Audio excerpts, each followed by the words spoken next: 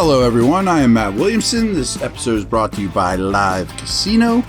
Let's talk a little bit of dollars and cents here for your Steelers. And I'm going to start this by a chart that I have of every team's off-season resources. And there's three columns. There's how much cap space you have. There's how much draft capital you have. And then there's a prorate percentage, which just basically means how much restructure ability do you have to create more cap space? People don't lump those three things in equally, but they kind of should be. The ability to restructure contracts and, move money around is almost as important as how much cap space you start with in the offseason. So the Steelers are 11th in the league when you combine all those things. They're kind of right now middle of the road in terms of their cap percentage. After the Claypool trade, they are well over the average in terms of draft capital, as you probably imagined. But they're near the top of the league. They're definitely in the top third in terms of ability to restructure current contracts in a very feasible manner. And I would imagine that's something we'll see a lot of going forward with a cap guy now as your GM. So I wanted to get that out there to you. So that's what they're working with. Those are the cards in their hands. Pro Football Focus put out today a list of 4 or 5 young defensive players that are eligible for an extension that their team should resign. And Alex Highsmith was one of them. And I don't know if we've talked about this enough, but I've been harping on this all year, basically. He proved to me enough, especially when Watt was out, that this is a long-term Steeler. Lock him up now. Maybe you get him 80 cents on the dollar because he doesn't have a fortune in the bank by NFL standards. So this is the time to do it. So that's going to eat into your cap space. I mean, there's just no way around that, but it's something that needs to happen. And I have a couple grades from Pro Football Focus, that kind of helps his cause a little bit. That's what the article was all about.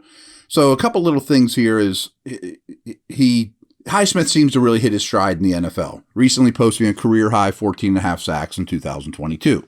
Steelers called upon Highsmith to play significant defensive snaps, 941, which is a ton for an edge guy.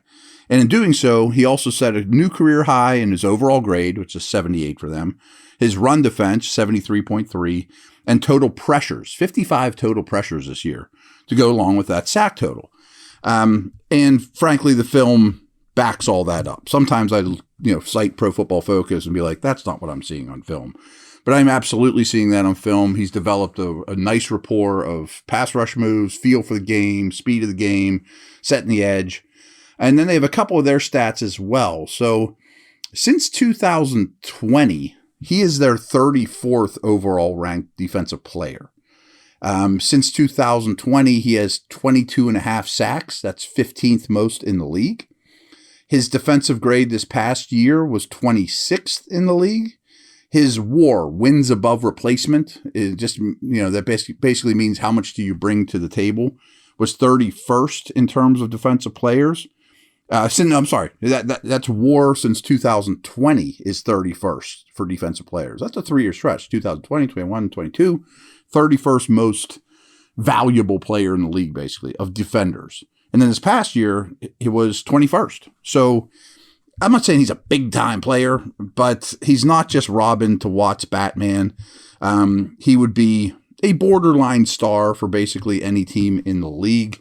You got to lock him up now before it gets too expensive. So these are good problems to have. You drafted well and developed well. It doesn't mean they won't add another outside linebacker. I bet they do, and possibly in the draft. So quick break, and then I want to talk about some more cap stuff here with this Steeler team.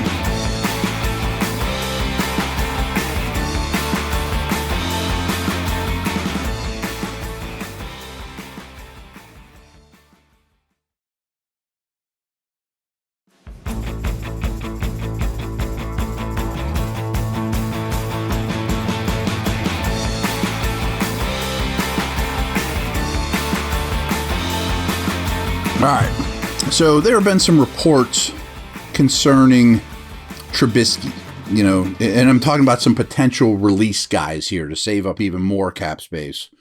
And some are easy to me. Trubisky isn't. If you move on from Trubisky, first of all, you add $8 million in cap space. That's great. I mean, that's Edmonds and another starter. If you want to put it into that type of move, or maybe that's Sutton or whomever. But then you have one quarterback on your roster. I mean, you want to bring 4 to camp. We saw how much number 2s and even number 3s were used this past year in the league. Now, I don't know if Mason Rudolph would have any interest coming back here or not. Does he feel wrong? Does he want to go anywhere but Pittsburgh? I don't know. But if you would have a handshake agreement with him that, hey, Mason, you want to play for $5 million a year, and we'll give you a 2 or 3 year deal, be a long-term Steeler.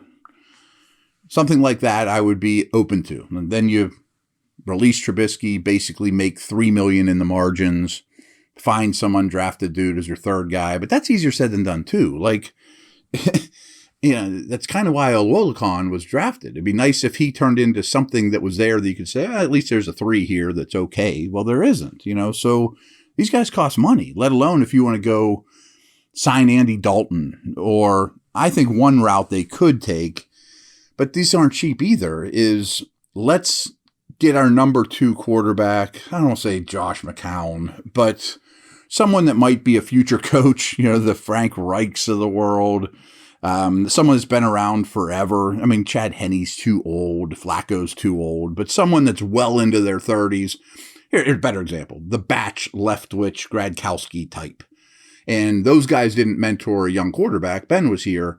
But you'd love to grab one of those that's been around the block, that is very familiar, that he could be, Kenny's big brother, conduit between coaching staff and young quarterback. Maybe that's what they're thinking here is this offense is so young. If we can find a 35-year-old quarterback, and I'll do some research, maybe some names to think about there. But the problem with the guys that are 35 that have started a lot of games in this league, they cost money. They have millions and millions in the bank. They've signed big contracts. You go say, hey, you want to come play for $2 million? Like, that's chump change to me. Like, I don't really need that unless you just want to extend your career and maybe not see the field much. And then you got to find a third, and then you got to find a camp arm. So it sure seems like by a lot of these reports that Trubisky's probably on his way out, but I don't see a plan that makes you better, number 1, at the number 2 position, because I think Trubisky you can win with, more so than Rudolph, more so than old guy, that I'm talking about, and is also cost effective. And I would need to see those names, and I'll look into that, and maybe we'll see if Trubisky gets released or not. Here's a couple other ones that are easier to me. Gunnar Olszewski, who you guys know I'm not a fan of, and he is what he is. But you save $2 million on him by dumping Gunnar. Adios, Gunnar. That's easy to me. William Jackson III, you save $9.25 million by releasing him, which of course you have to do. You don't know anything about him. He didn't play a snap for you. But you could also go to him and say, let's add a year to your deal and give you a bunch of options. I bet you could finagle things a little bit that he could be a much less cap hit if you think he might be here for a couple seasons. And I'm a little biased on this one because I liked the trade when it happened. And I went so far as to say William Jackson III might be their next Joe Hayden. And I have nothing to back that up since saying that because I know nothing more about him. But I know they really liked the player. He's not, over the hill shot, can't play, at least last I saw with Washington. Corner's not exactly an area of strength on this team. He's exactly the type of corner you're after. He's been around the block. He's a high character guy. Like, I can't give him 9.25 of my salary cap. Or maybe you cut him and, make a deal from there. Like, hey, we want to re-sign you. Possibly. Another corner I think is now an easy one. You save $4 million by cutting Witherspoon. I don't hate him as a player, but top receivers eat him up, and you got to be better there than that. I'll take the $4 million over Witherspoon. Miles Jack. Bush is going to go. My thoughts on Spillane, who's also a free agent. All you basically have is Mark Robinson.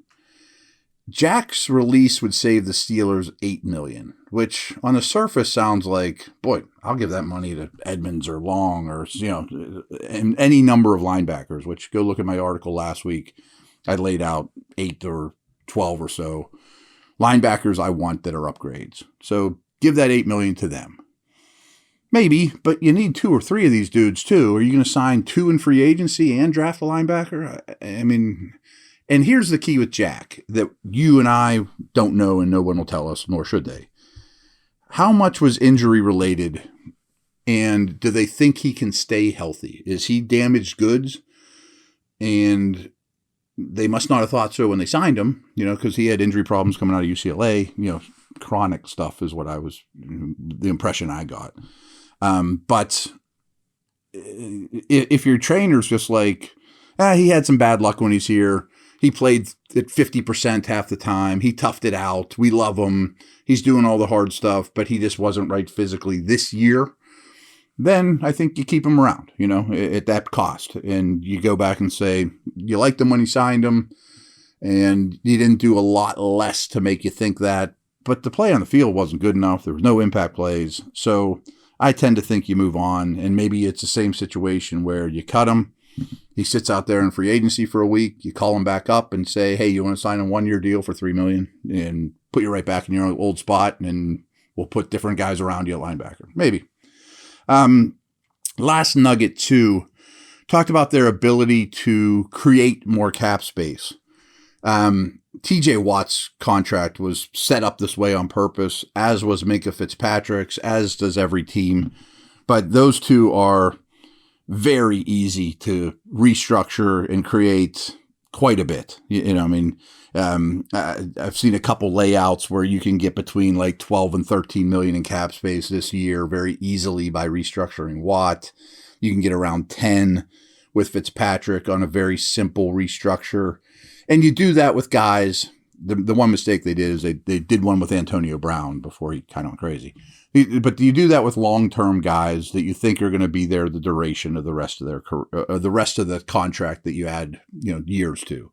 So they have 2 wonderful pools that they can dip their toe in to get more money. Some others that they could, I don't think that qualify, are Deontay and James Daniels. I don't think you push those guys back quite yet. Cam Hayward could also be in that mix, but he's getting a little too long in the tooth to be adding, years to his deal. So there's a lot of wiggle room here with the Steelers cap. So I'm sure some of you have looked at their cap situation and they're saying, wow, they're only right around, the cap minimum right now, or right, at the max.